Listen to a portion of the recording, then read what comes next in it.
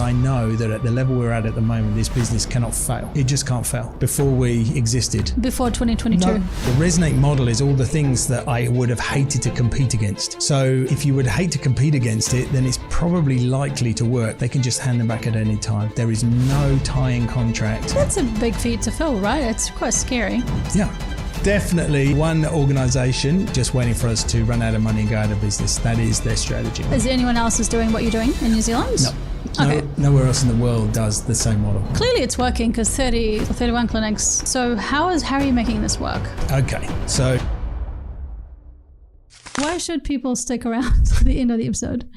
I think because you'll find out how it's possible to reach scale as quickly as we did without actually having to give up any of the sacred cows about the idea that you first took to market. Because your story is fascinating to me, how you have launched and scaled an e-health business from 1 to 30, 31 locations now, across 30 locations or 31 locations, and like some 80 something stuff. And it's not easy to do that, especially in a brick and mortar business like yours. So this conversation is going to be interesting for people who are wanting to scale, for business owners to be inspired about how to take an idea and then run with it like you have done. And of course, the insights on how you guys are mitigating these challenges that are happening right now that are impacting your business. Mm-hmm. As of recording this episode, we have challenges in the Middle East, so that has impacted you guys. I'm keen to hear, how is that impacting you, and what are you doing to still add value to your customers and still make sure that they stick around and they don't go anywhere. So you're known for innovation, and I want to know, where did this innovation streak come for you, James? Okay. I mean, I've worked in corporate land for half my career, and then I ended up in the audiology industry, working for private equity. And I think I had innovation streaks in me all the way through that, but I think that I was always a little bit hamstrung in order to take some of those ideas and get the business to sign up to them, because I was often a bit early in that innovation. So I was doing web work in 1997 and saying there should be an intranet at British Airways, and people were like, no, it's a bit too early and the web won't go anywhere. And as we all know, it absolutely exploded. So I've always felt like I've kept in touch with things that were going to improve things, but I think it's about taking what I think is a good idea or something that's a great industry and improving it. So innovation for me is just adding intrinsic value on top of something that can be there already. Because I think sometimes innovation gets a bit overworked as a word.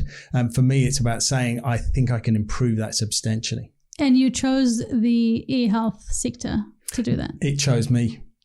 I landed in New Zealand on a tourist visa.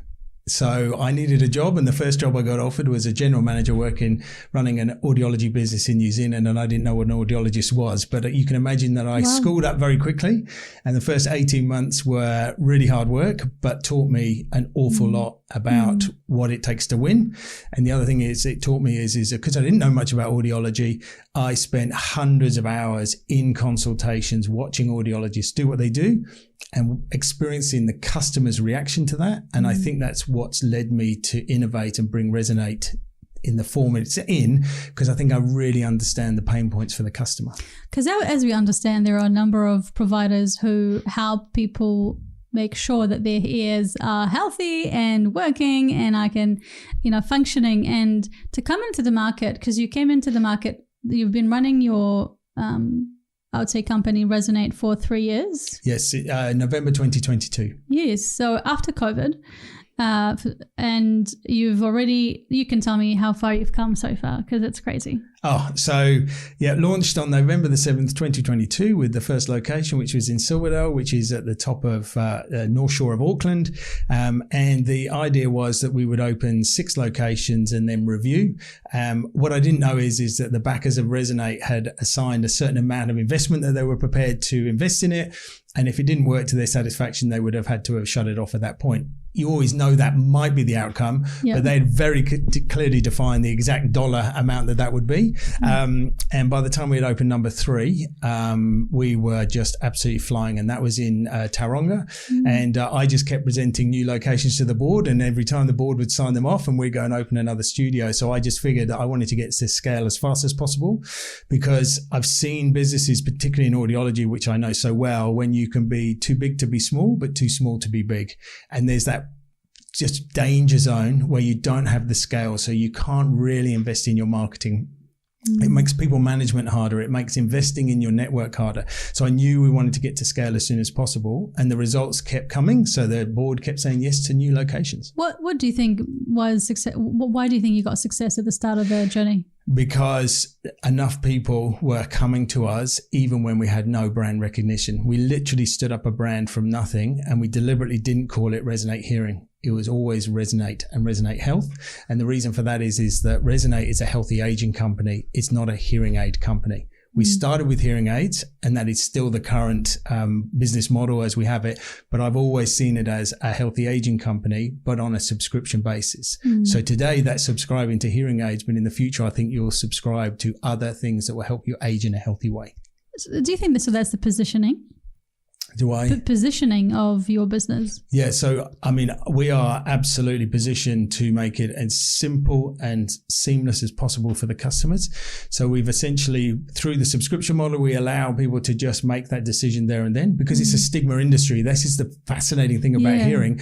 Nobody really wants to wear a hearing aid. People know they probably need to wear them, and they might have had a test to tell them that they need to wear hearing aids, but often will put it off. It's an average of 6 to 7 years that somebody will put off that decision-making process. So what I wanted to make sure is that our positioning made it super simple. Once you'd made that decision to come and see us, get the hearing aids, know exactly what you were going to get and exactly what it was going to cost. And that's a big pain point in the industry today, which is there's lots of tiers of different products, different manufacturers, different price points. So why not just have one price point and one product, which is the very best technology you can have, and all that pain goes away. Isn't that funny how simple it can be? Yeah, I think the finance team would tell me that it's not quite as simple behind the scenes as it is customer facing, but to me, that's what's most important. Yeah. It has to be simple and easily understood for the customer. Resonate Health, healthy aging as opposed to healthy hearing. Do you think that is a Resonate? Oh, you were talking about the it's not as easy in the back end, the accountants and the finance team versus the front end. Yeah, so the positioning of the company and how it's positioned separately or different to the rest of the market. And so the reason that I've chosen the model that we've chosen for Resonate is it took all the pain points away for the customer. And we deliberately call them customers, not patients, not clients, because I don't want to be an ambulance at the bottom of a cliff. I want to be somebody that you're having an active decision to go to that brand because they know they're going to look after you. So beauty of subscription, it's challenging. Behind the scenes, there's a lot of administration that goes with it. But when you've got a product and a service, a SaaS model is a much more simple thing to scale. When you've got a product on subscription, that's more complicated. But from a customer perspective, they don't need to see all that complication. They just need to know that it's really simple to jump on board and that we are on the hook for their satisfaction. Because if they don't get on well with the hearing aids, or for whatever reason our customer experience doesn't live up to what we've promised them, they can just hand them back at any time. There is no tie-in contract with this subscription service. That's a big feat to fill, right? It's quite scary. Yeah. It's a scary model of how do you guarantee?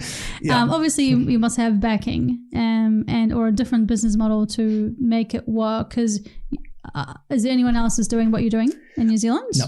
Okay. Nowhere else in the world does the same model. Okay. So you're a world first hearing subscription, one product, the very best, one price point. Clearly it's working, because 30 clinics or 31 clinics in New Zealand. So how are you making this work? Okay. So, in a way that it's actually profitable. Okay. So there's some things around when you start a subscription-based model, right? You're deferring your revenue, right? So you're not going to have the same profitability outcomes that you would expect from what I call a buy outright business. So when you go into this, with the investors, everybody understands it's going to take a certain period of time, and that is essentially a number of subscribers before you hit that profitability line. The beauty of subscription models, which is what the SaaS guys know so well, is when you get a certain number of people that are subscribing to you on a monthly basis, all your costs are covered. And then you hit the profitability curve, which increases at a much higher rate than it would do if you were just a traditional business.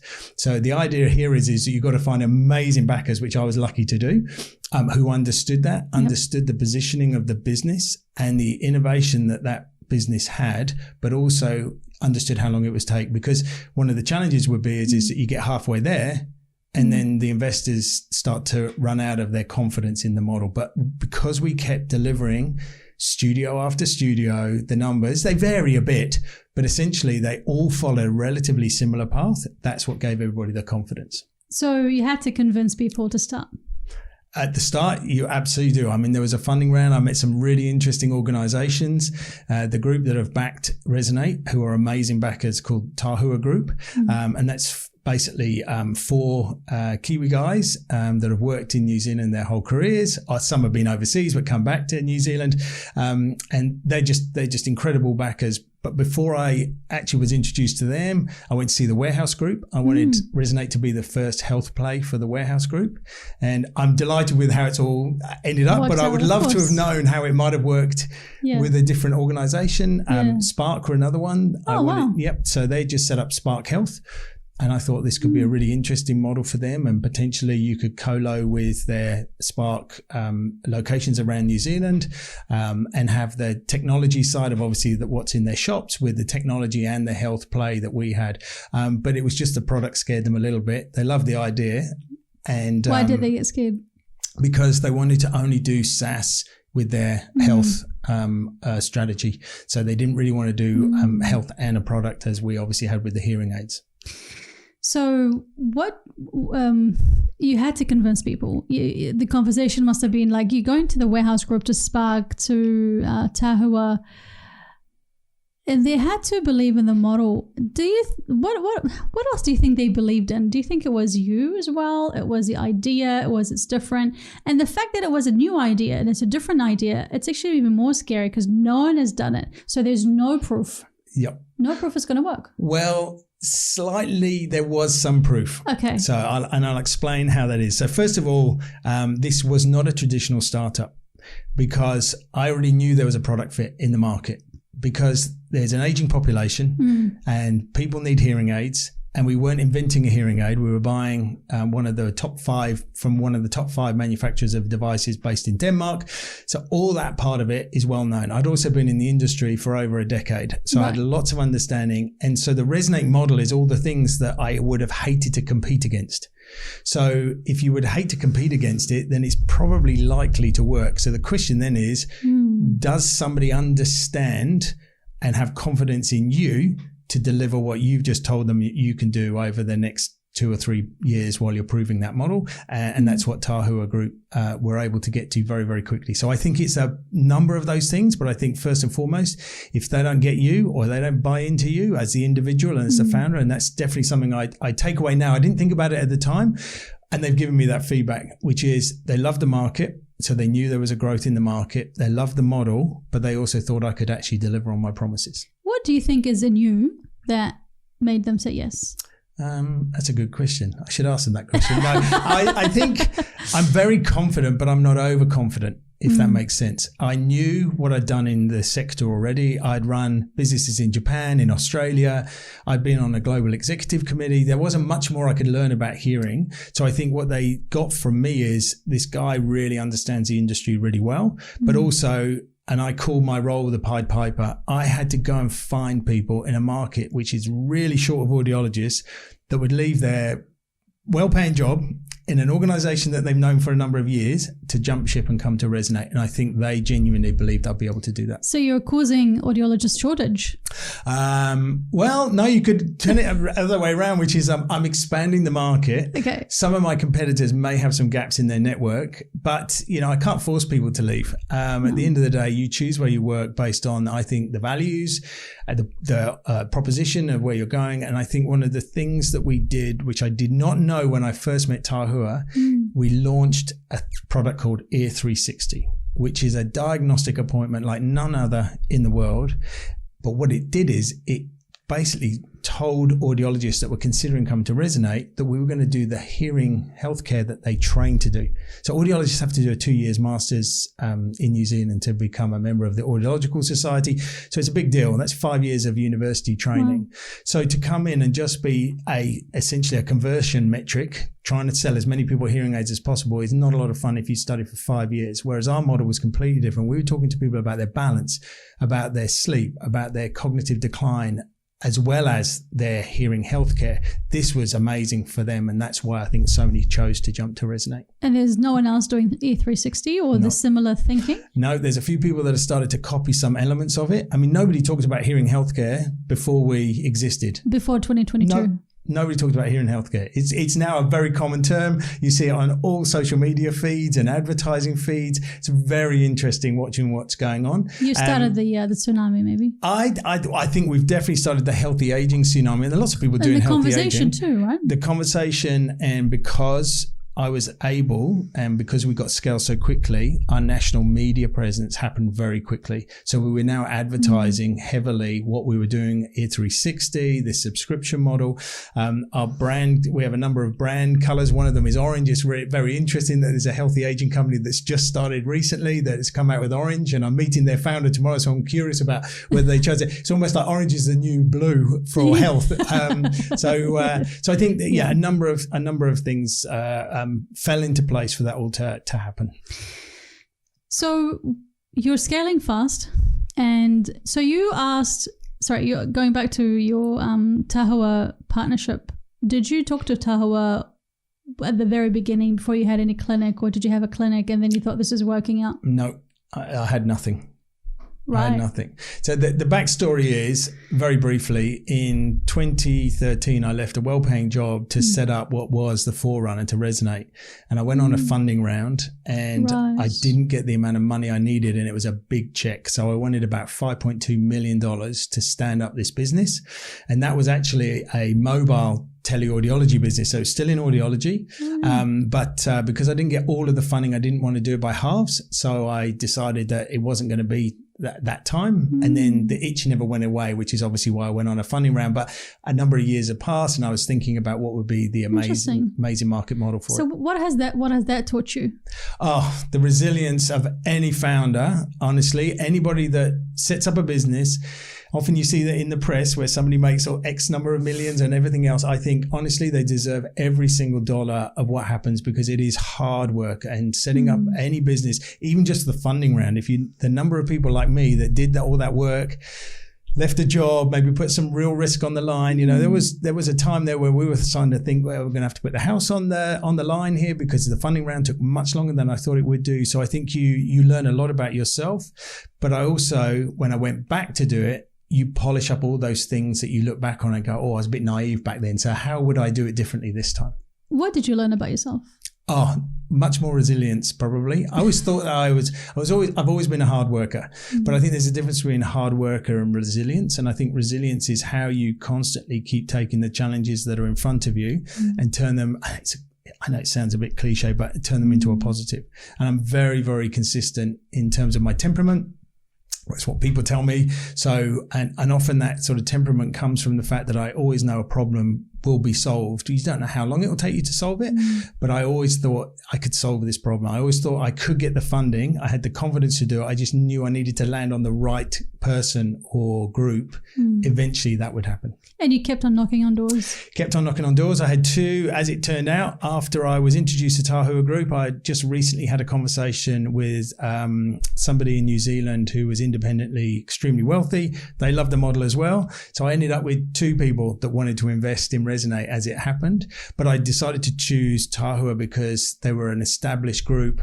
There was a board structure. So I figured that was going to be a lot better. And I was absolutely right, because they already had a group structure supporting their other businesses that they had in their stable. So therefore, back office functions, suddenly I had access to all of that, whereas you wouldn't normally have that in a traditional startup. But how were you guided to start 1 and then 2 and 3 and then all the way to 30? Like, how does anyone tell you what to do? Like, it's a big deal having to get the leases and this, I don't know, it's just complicated. It sounds complicated, but how did you know what to do? Okay, so the business model was as simple as I could make it. So that bit of it was, I knew that could replicate. Okay, so that part of it, then it's can I get the people?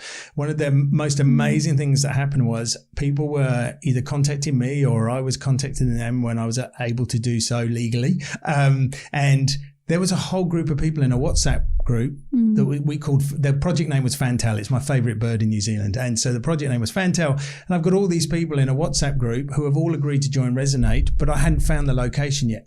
So it solved my people issue immediately. I had all these people wanting to join, and I just knew that eventually I would find somewhere in Lower Hutt or somewhere in Havelock North or somewhere in all these different locations in New Zealand I wanted to be in. So the plan to have 30 or 40 was already built in the business case that I put forward. Right. So you already had that bigger vision. Already had the bigger vision. So that's a key part, right? Because when you start, how big do you think?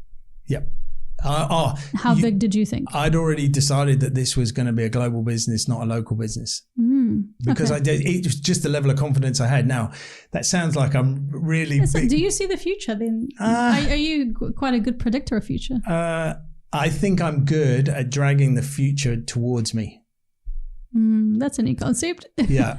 So what that means is, I told you at the start, I'm a bit of an early adopter with things. So I can see the opportunity in things. I'll pull them towards me. We just launched the Resonate podcast series, and I was sitting on a plane on the way to Peru, and I thought, what's a new communication channel that we could do?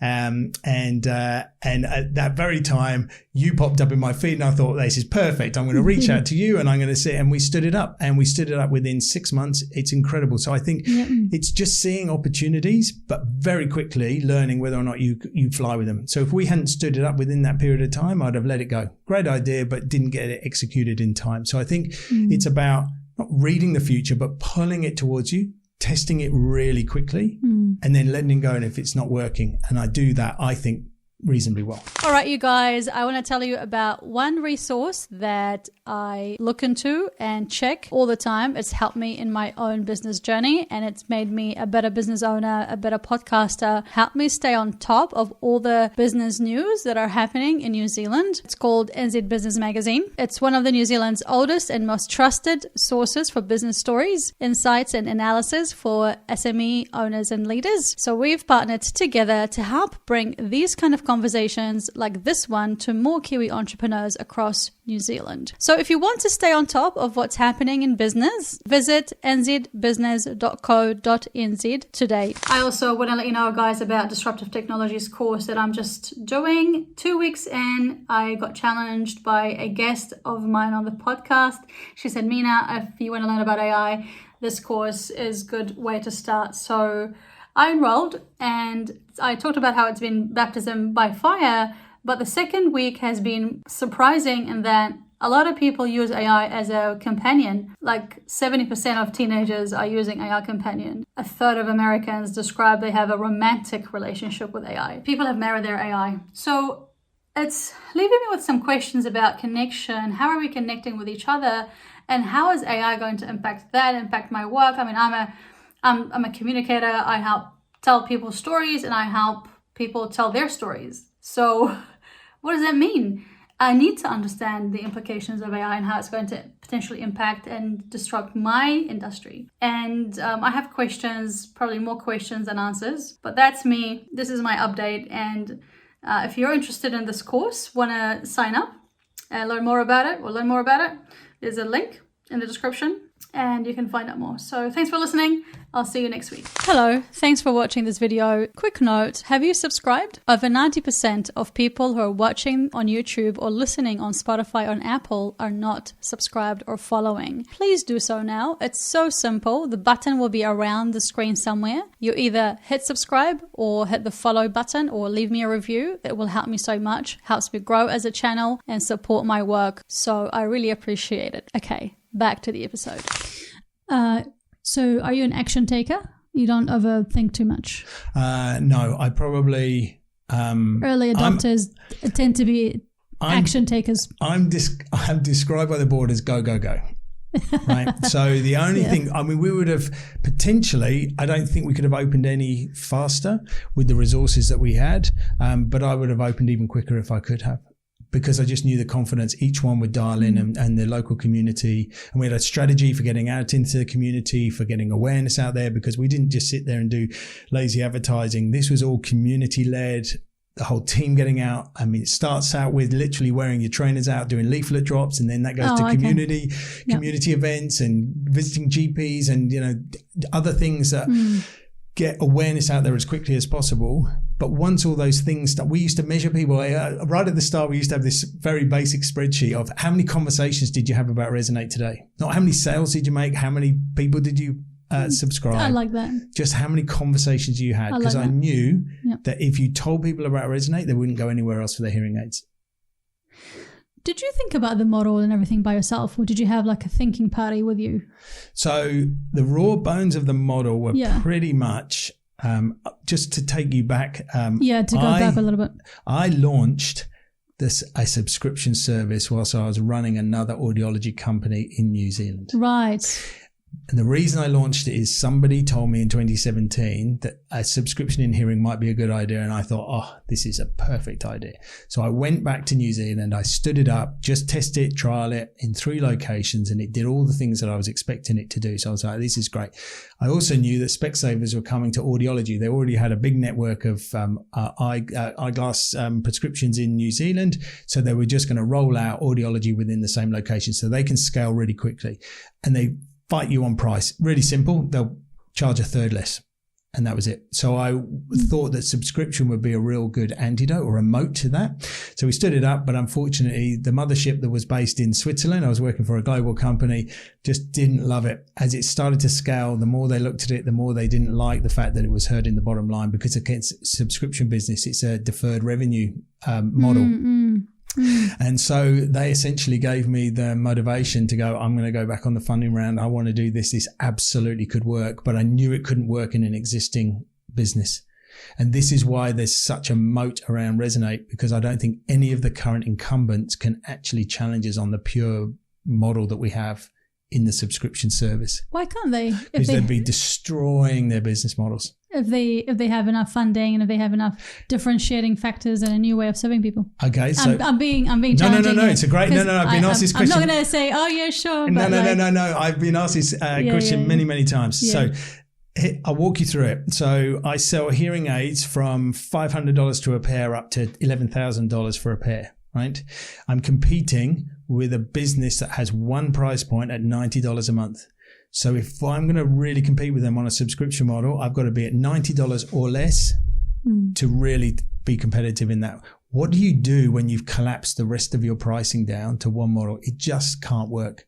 So they would have to literally take away their whole business model, put it to one side and go, I'm going to spend the next 5 years rebuilding this business because I'm going to absolutely destroy the bottom line, because they're already a traditional audiology business. So I think that creates an enormous market. I'm not saying it's not possible to do it. I've just tried to make the business model the most defensible that I can. What do you think your competitors are thinking right now?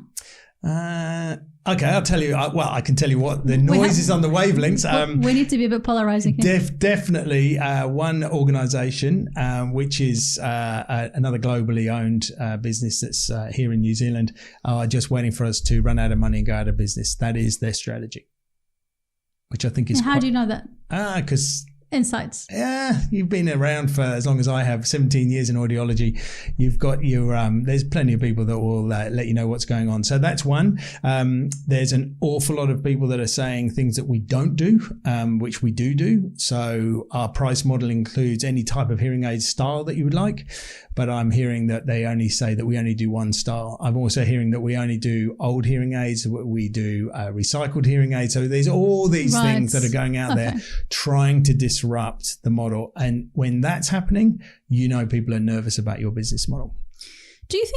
What do you see in the future for your business? And like, are you looking to expand to overseas? Yep. Okay, I'll start with New Zealand and then I'll talk to you about the other piece. So I've always wanted to be exceptional in the locations we have. So for me, it's not blindly opening another 15 or 20. We've gone very quickly to 31. There's probably 2 or 3, maybe 4 more locations I think that would really stand up a Resonate studio. Not just because they're capital intensive, which they are, because they're beautiful locations and bricks and mortar, but also that I want to have exquisite service. I don't want it where you're kind of ferrying an audiologist between 3 locations. I don't think that would be wise. Remember that they can give them those hearing aids back to me at any time on subscription model. So the services and follow-up's got to be exquisite. So it's about continually, the strategy won't change much in terms of from a hearing healthcare.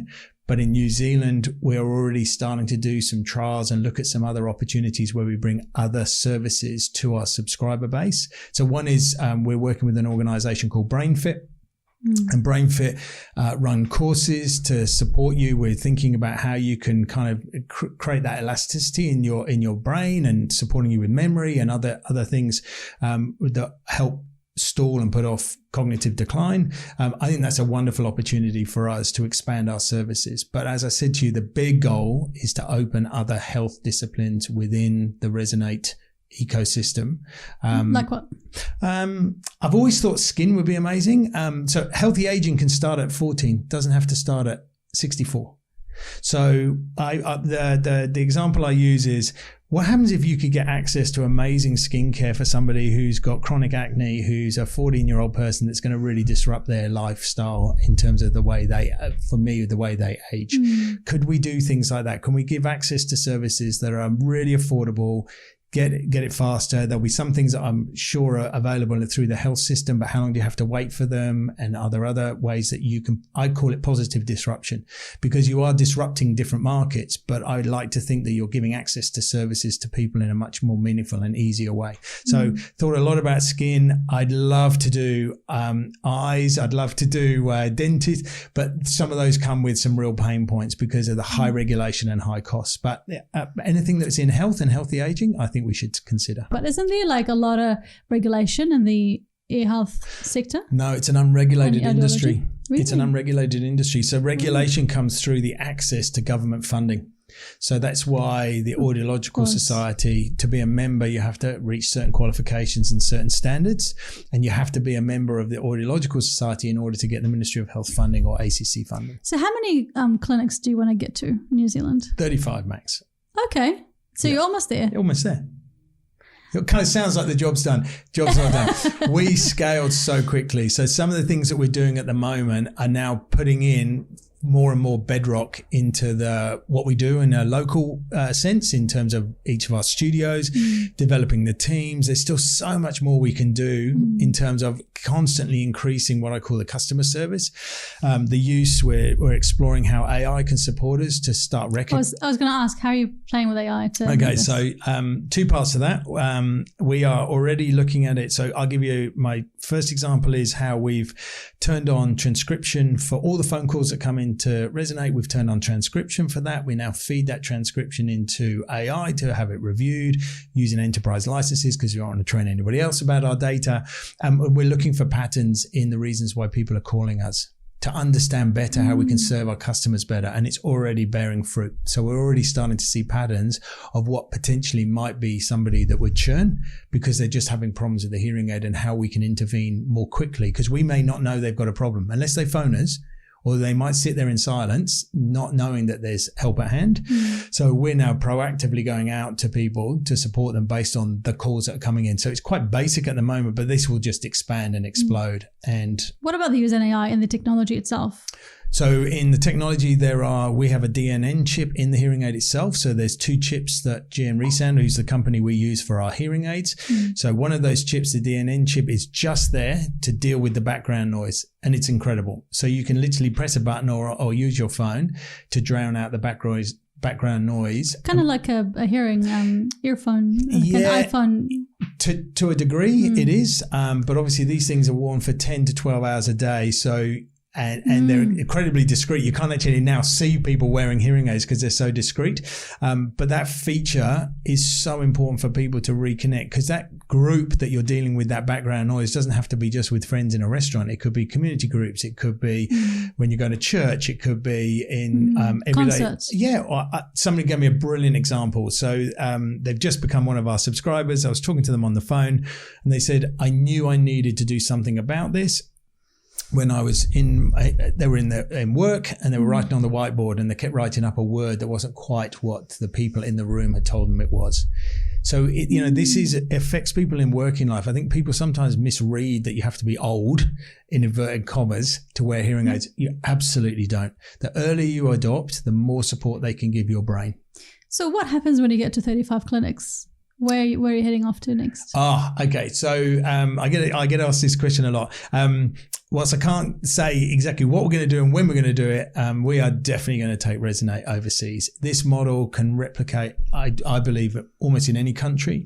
There are some countries that would be easier to launch than others. My example is Australia has essentially a scheme that the government give you a free pair of hearing aids. So how do you compete with free when you've got a subscription service? So for the example, that would be a slightly more challenging market. But there's other markets that are more similar to New Zealand, because New Zealand's essentially a private market, because very few people are fitted as adults in the health system. It's all done through private practices around New Zealand. So really, if you're going to go overseas, you'll probably find a country that's more similar to that dynamic, in which case then you can prove the model more easily, because that's the big thing. It's got to do as well or better than what we did in New Zealand, and we set ourselves quite a high benchmark, but that will be the test. Because I had a question there that we wanted to cover is what happens if you scale overseas and, well, I don't know what was the question about, like what happens when you scale in New Zealand that you wouldn't think about when you scale overseas? Like scaling overseas is different to New Zealand. So very different. And I don't take that lightly at all. And I think it's one of the things where I'm very lucky that I can see, you asked me if I could see the future. I actually see things in images in that way. So I can absolutely see exactly how it works in the new market. What I've got to do is take all that imagery out and put it into a business plan, which I've done. But whilst the model would be very similar, you would be very naive not to address some of the differences between the two. I know my best example of that is I might not be able to create a WhatsApp group of all these clinicians just waiting to join Resonate. Now, I think I can, because I'm talking to the right people, and I just need a Pied Piper. Again, somebody who knows and has the network, has the knowledge of the audiologist, as an example. There's things that we've learned from Resonate in New Zealand that actually mean you don't make the same mistakes. So we know exactly what a studio is going to look like. That I wouldn't change. So we know how much it costs, and we know that absolutely you want to focus on one set of builders that go out and build them, because when you're building 2 a month, they've got to deliver really, really quickly. So I think you learn a lot from this as well, but also at the same time, generally speaking, cultures don't change the requirement for hearing aids. So you're going to find the same patterns, the same requirements, the same average age where people are starting to need hearing aids.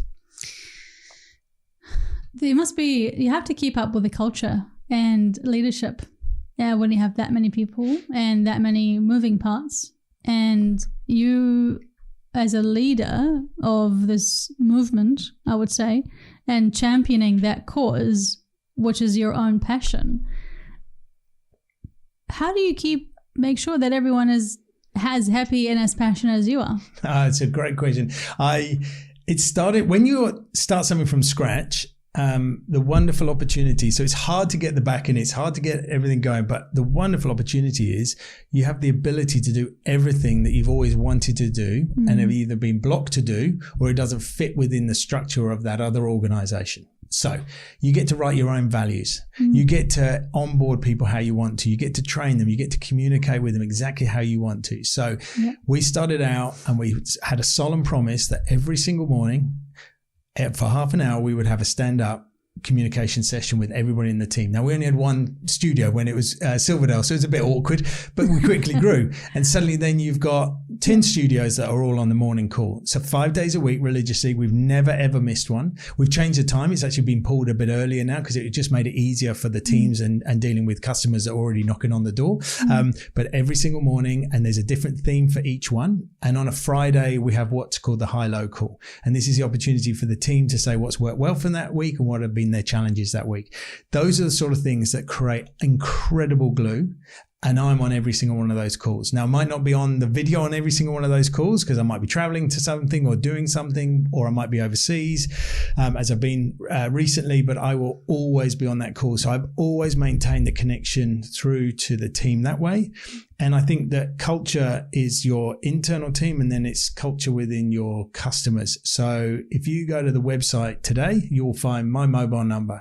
My email address is completely available as well. So I get lots of sales calls, as you can imagine, but also I have open access to all of our customers and any of our potential customers. And they write to me and they just ask me questions. So I've always been in touch with how people think. What are they researching? What are they their challenges? Is it too good to be true? And then they just phone me up and out of the blue, and they'll just have a conversation with me, and I always learn something from a customer call. There was something before you were talking about that I was like, I'm gonna have to ask you a question about that. Oh, the calls. Man, I can't remember what it is now. Okay, but I'll ask you about the I think I'll just have to pause. Sorry, I have to get my thinking. Can I tell you a little? Can you? I'm not leading the witness here, but I would love to just give you because how do I know that engagement's that high? And how do I know customer engagement's that high? And I'd love to answer that question if I can, just as a follow on from that. And I also want to, you were talking about we have to keep the customer happy to come back to us, because we are like, it's all about how you service people. Yes. And I wanted to follow up with, how do you service people to make them happy? So maybe we can pair that question with the engagement of the customer. But I want to delve into the team calls. And you told me what you do and the fact that it's great. But I will start now, editor. I want to understand from you, with the team calls, you said that you do them and they're really helpful. But what is it doing in the background to help build team culture? So we have no hierarchy in Resonate. So the team culture comes from the fact that they always hear the communication from what I call the horse's mouth on that team call. So there was lots of emails that still fly around, but nothing like the email traffic that we used to have in other organizations, because you get all your knowledge from that call. So we have WhatsApp channels, very specific. So if there's important announcements, it goes in a specific WhatsApp channel, so you can always keep up to date. Every single time somebody books an appointment with a customer, it goes in the WhatsApp channel, so I can read exactly what motivated that customer to decide on that day. Every customer. You really? Yeah. Why would you do that? Because we have to learn what's generating the success story and Resonate. It's too easy to just sit back and go, oh, marketing's working, or the conversations or the community events. Actually, we won't never get 100% of all those things that come through, but at least 60 or 70% of all of the fitting appointments. So that's when somebody's agreed to become a subscriber, it will go into a feed. Well, so can I ask, what do you get? What information do you get, and how do you synthesize it to study? The person that booked the appointment will tell us a tiny bit of background. So you get a sentence on why they called us, how they heard about us, whether was it friends and family referral, was it friends referral, was it through the newspaper, was it because they heard about us on the radio, and possibly a tiny bit more context around, oh, I've seen you around and I've been walking past your studio for a couple of years now, but my friend just nudged me to do it. So you start to get this beautiful picture of essentially why it is and how long it took somebody to make an active decision. We take that feed, we extract the data. So we do this every about 3 months, turn it into a CSV file, upload it into AI, and ask it to give us the reference point from the last 3 months and how things are developing from the prior 3 months and since day one of Resonate launching. So we've got this constantly evolving picture of what's working. Because to me, it's all about creating a flywheel. And we're getting that flywheel going. But in order to really get it moving at pace, you really need to understand what's your best way of attracting customers to your service. So essentially, this is market research. Absolutely, on a daily basis. Yeah, and you're recording every conversation. How do you know that your interactions are going well? in the clinics right now, and that your audiologists are saying the right thing and delivering the right messages and all the rest of it? So we ask every single customer after their appointment to rate us. We use NPS. I've always been a fan of NPS. What's NPS? Net Promoter Score. Yes. And it's just a benchmark that I had in a prior life in a different audiology business. So it was a good benchmark for me to start with. Okay. And so we use NPS, and we know right now we're at 87.7 NPS score, which is off the charts. So anything over 70, maybe 75, you've got absolute raving fans of customers, and we're at 87 at the moment, and we've been over 85 for over a year now. So I know that what we're doing is landing with the customers because they're telling me that, and they tell me that in enough volume for me to trust the data, because obviously you only get two that mark you high, but we've got hundreds of them, and we get upwards of between 25 and 30 5-star Google reviews every single week. How many do you have now? Just over 2,000. Okay. I think you're the only CEO who can remember the actual number of how many reviews you have on your Google. So that's really impressive. The Google reviews are just such a great way of people to research you, because every time I ask somebody or have a conversation, they said, I thought it was too good to be true. What you mean? It's really only $90 a month. No, it's $90. I can hand them back at any time. Yes. You're going to guarantee the price for life. Yes, we're going to guarantee.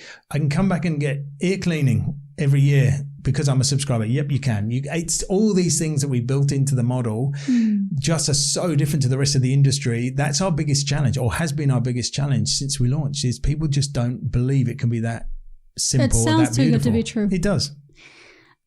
I want to know, how do you engage your customer? I don't know if we've went over that, but how do you keep them coming back and not coming to hand over the hearing aids? Yep. That sort of things. So, and that's really, really important. So we do a number of things. One of the things I love about what we've created is something called sound advice. So every 2 weeks, we have sessions where you can come to the studio, and we do it out of hours. So it makes it more convenient for you, because you obviously, if you're working or something like that, where you can come and learn more around hearing healthcare, or how best to look after the devices themselves, or how to get the best out of them. So we'll have anything between 20 and 30 subscribers can sometimes turn up to sound advice sessions. It's amazing. So we do this, and it's always consistent. So we never miss a beat on those things. It's not just our one hit wonder, but we also have a whole journey of communication with the customer that helps them build trust in us, understanding, again, how to get the best out of the hearing aids, because you can't always assume that we have lots of first-time wearers. It takes a long time to get used to wearing hearing aids. You're retraining your brain, basically, to hear sounds you hadn't heard before, and there's something in your ear, and it's a bit itchy, and you've got fiddly and those sort of things. So we've got to support you through that journey. So that first period for us is incredibly important. That's first sort of 1 to 3 months, because we know that if you engage with us at that point, so you'll get a text message from us on day 2 asking us what a positive thing happened to you today. This is backed by research. What positive thing happened to you today using your hearing aids? And every day we communicate for the first 2 weeks, and we get this incredible rich information from people talking to us about the experiences they've had that they haven't had before. So it's about engaging with the customer, reinforcing it, being proactive, but also the opportunity to come and see us at any time, which is why bricks and mortar was so important to me. I call it high tech, high touch. So it's a high technology service, but it's high touch because we're there physically, bricks and mortar, in your local community. I mean, bricks and mortar is very expensive to maintain. Very expensive. But it's great that you have hands-on. So how do you keep up? Like, do you have to buy your premises and renovate and everything? And so we lease everything. We don't buy them, but we lease them all, and then we have to go through obviously a significant renovation. In order to get certain funding, you have to have soundproof rooms for very it's such a high benchmark in New Zealand, but that's very expensive to build soundproof rooms. And then we wanted to make sure that it was an amazing experience. So we called them studios, not clinics, deliberately, because we didn't want people, again, we wanted you to come and think, I use the architects almost as my benchmark for that, which is, you're going to go to get a professional service, but it's going to be a very much two-way. I'm thinking of, if you went to an architect to design your home, for example, you go in there, it would be a really nice experience. You'd have a conversation, they'd work with you, but they're the professional that are supporting you and giving you the advice. And that's why I love that term studio rather than clinic. Clinic felt too medical. Where I like to think we are the best of the best retail experience with a medical outcome. That's a big statement. Yeah. And the test is that it goes back to the NPS. There is not another health company I can find that sells a product like we do, or subscribes a product, physical product, that has an NPS score over 85. Can't find one anywhere in the world.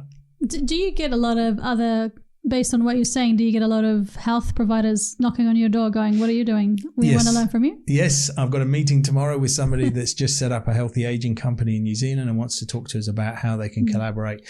The Brain Fit example is a good one, where they found out about what we were doing and went along to one of our Sound Advice events, and it was massively popular. And so I'm getting lots of different contacts now from people approaching us. In the start, I was approaching lots of other people.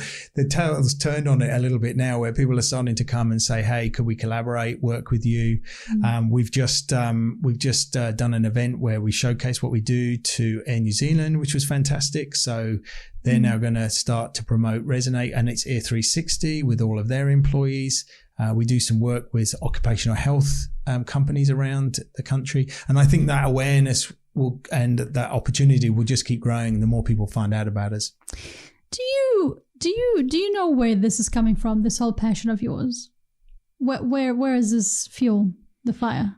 It's always about customers.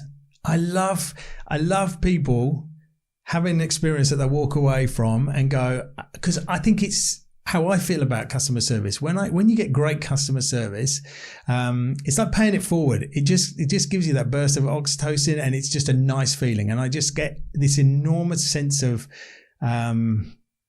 sort of satisfaction, fulfillment. Satisfaction and fulfillment, knowing that our team are trying to do this amazing job and that people talk about it. So those Google reviews, the reason I know how many come through and I know the content of so many of them is because I find that incredibly rewarding.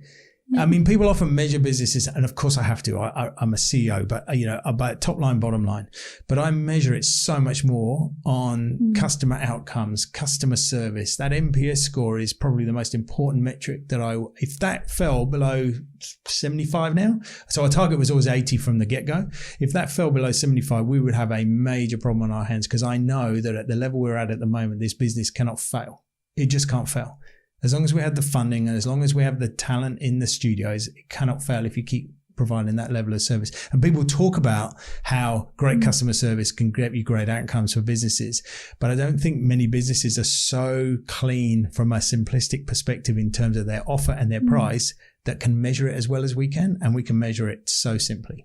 So what's happening now in your business? Like, I know that I've been firing at you so many questions, but there's so much in the story. So what are you doing now? How are you helping your clients, especially in this interesting market that we have and interesting climate that we have? Yeah, there's no doubt about it. A fuel crisis is not good for business. And I'm concerned that if you can't get access to the services, perhaps you're thinking twice about jumping in the car, driving to us. People travel quite a long way because the Resonate offer is such an incredible one. It's worth the journey. $90 a month, no money down versus $10,000. Well, a lot of people drive for half an hour for that service. So we have people that do drive for quite a long way. And in literally the last 2 weeks, for the first 2 weeks of the fuel crisis, I'm hoping it's going to be over really quickly. I'm less hopeful now. I mean, obviously, we all hope it's over as quickly as possible. But we're now starting to plan for it if it's going to go on longer term. Yeah. So we just recently, literally Monday this week, we just wrote to every single subscriber and reinforced to them that they don't have to jump in the car. give us a call first, and we've already stood up a centralized team of specialists that can take their call. Perhaps they can give them some help. Perhaps they can just send them the tubes or domes that they need to keep their hearing aids working really well. And we just said, don't worry about it. We can courier those to you, no cost to you, just to keep you in full working order. And the lovely responses that came back from that communication, I'm so glad we did it. But that literally came out of, I have a trading meeting every Monday with 3 of the people that have helped me stand up Resonate, and it literally came out of that. I don't think this thing's going to last very long. And then we went, right, this is what we're going to do. We're going to write the email. It's going to be done. And within a week, the email had gone, and we had already enacted it, which I think is great because we can turn around things so quickly. Well, we were talking about scaling and moving overseas. And are there any mistakes that you made that you wish you knew earlier? Yes, we never launched intending to do ear cleaning.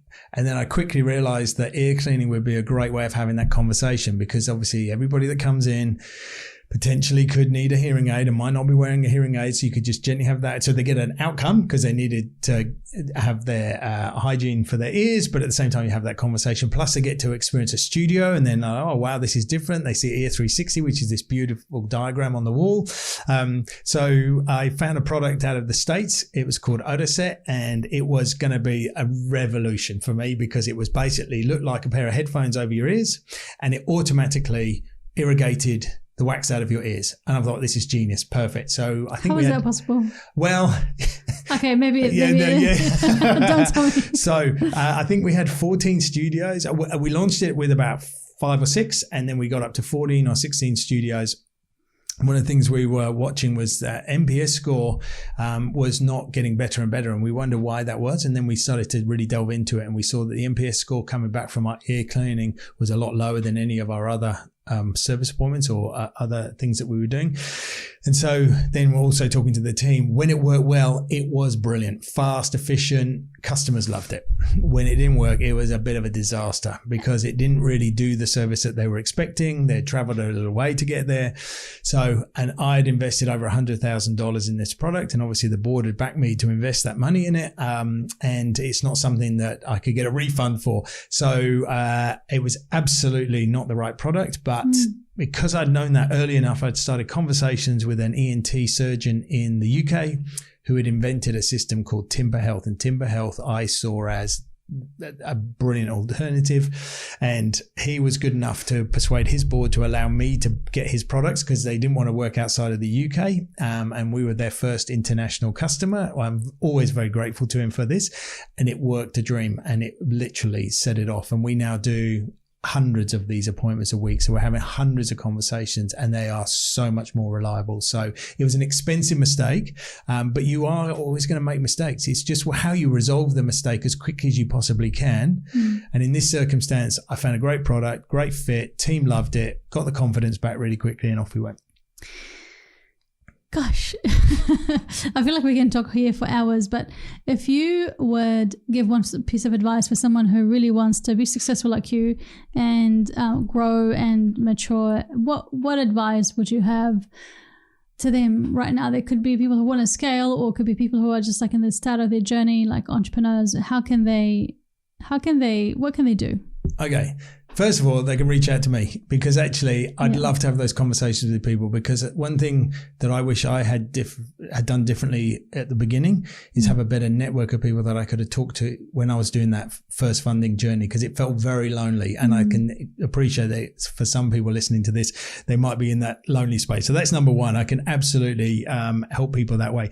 Second is that I think you can have confidence in your model, but you need to really stress test what that model was. Now, I'd been in the industry a long time, so it wasn't something brand new that I was bringing to market, but your market fit for whatever you're bringing, I think, has to be exquisite. It's what the investors will look at most, or it's what people will look at in your second funding round or your first funding round, or whenever that position is.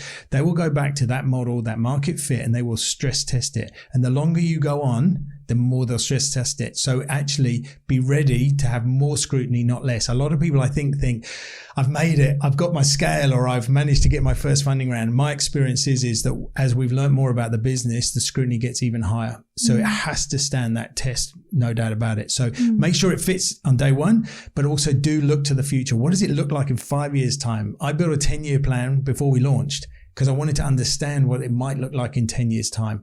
It's not overconfident. That's more just going, okay, how are the twists and turns? What does this look like? What does the investment look like? And then minus everything by 20%. Why? Always minus, because you don't know that it's going to be as successful as you say it would be.